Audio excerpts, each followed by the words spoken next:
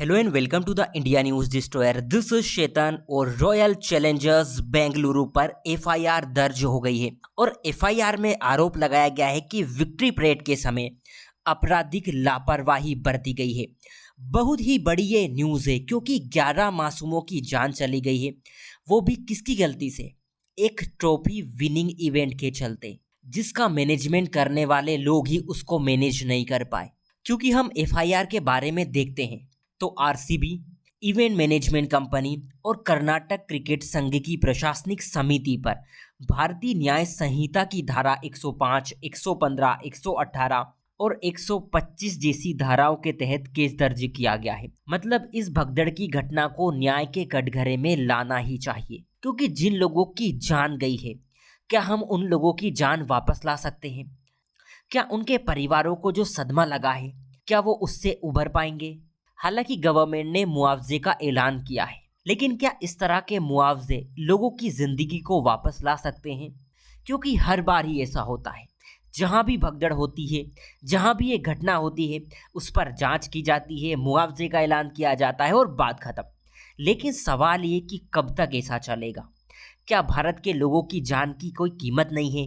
क्योंकि जब हम इस तरह के इशू को देखते हैं तो यही बात हमारे सामने आती है। इसकी हम थोड़ी सी कहानी समझे तो होता क्या है कि आरसीबी पूरे 18 साल बाद आईपीएल की ट्रॉफी उठाती है।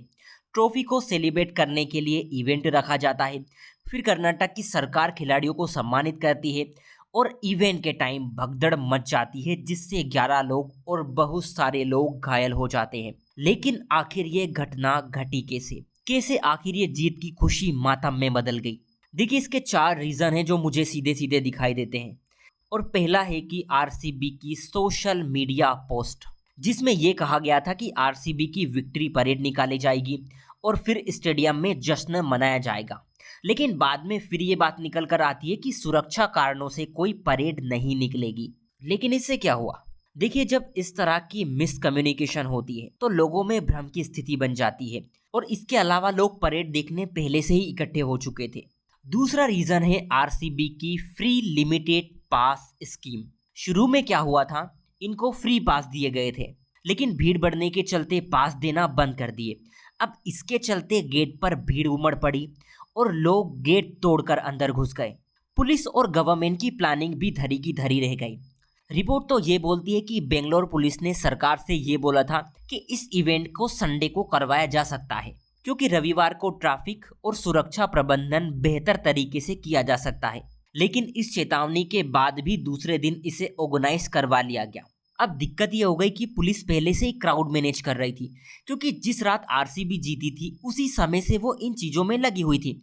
मतलब पुलिस पूरी तरह थक चुकी थी।